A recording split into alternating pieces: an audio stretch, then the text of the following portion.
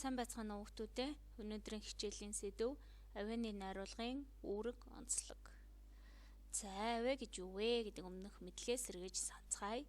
За өгүүлэхийн эрхтний хүчтэйгээр үүссэн агаарын хэлбэлзэх хөдөлгөөн хүний сонсох эрхтэнд хүртхийг сонсолцоо үднэс авиа гин.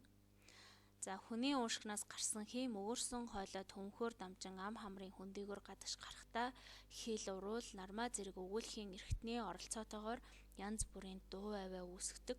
Үүнийг өгүүлэхийн талаас нь авиа гэдгээ. Тэгэхээр уран зохиолтой сонсол зөв авианы утга авиаг мэдрэх хүлээн авах хөг аялгауны уран сайханд гүйцэтгэх үүргээрээ энэ авиа бол холбогдож байгаа.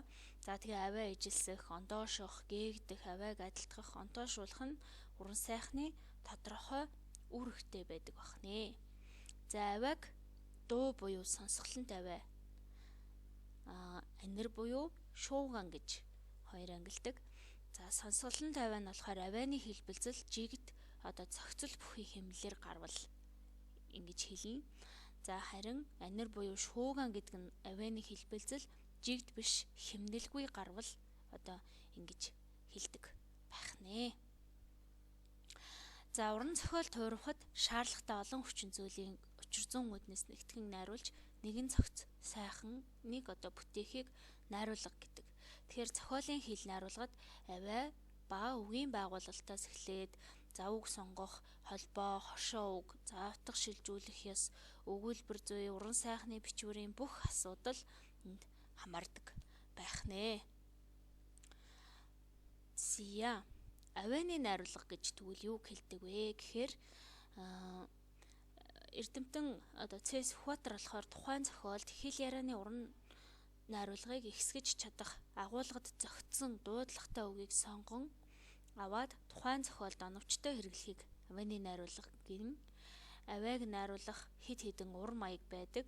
За үүнд аялга, авиа зохицуулах, авиа дуурайх, авиа давтах гэх зэргийг ийм ур маягуудыг ашиглаж болно гэж үзсэн байна. Тэгэхээр энгийнээр тайлбарлал хэл ярианы болон бичгийн хэлэнд үг өгүүлбэрийн авианы зохицлыг зөв сонгож хэрэглэхийг л ерөөсөө авианы найруулга гэж хэлээд байгаамаа хүүхдүүдээ.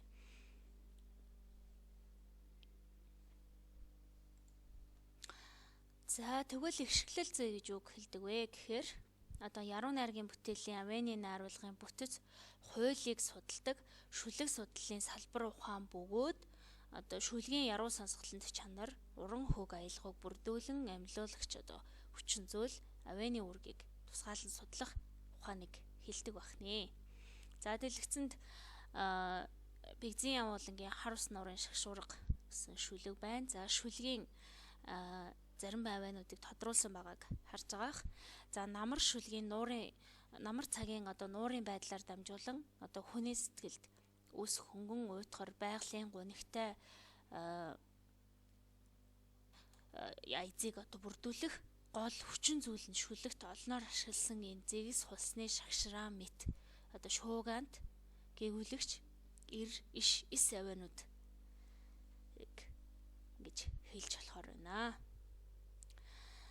За шүлгийн айзам хэмнэл гэж юу хэлэх вэ гэхээр нэг мөр шүлэгт орсон үс хүний өгүүлэх хэрэгтний зүй тогтолд захирагдаж тодорхой хэмжээгээр жигд уйлан таслагдах үйл хэргийг шүлгийн хэмнэл гэдэг.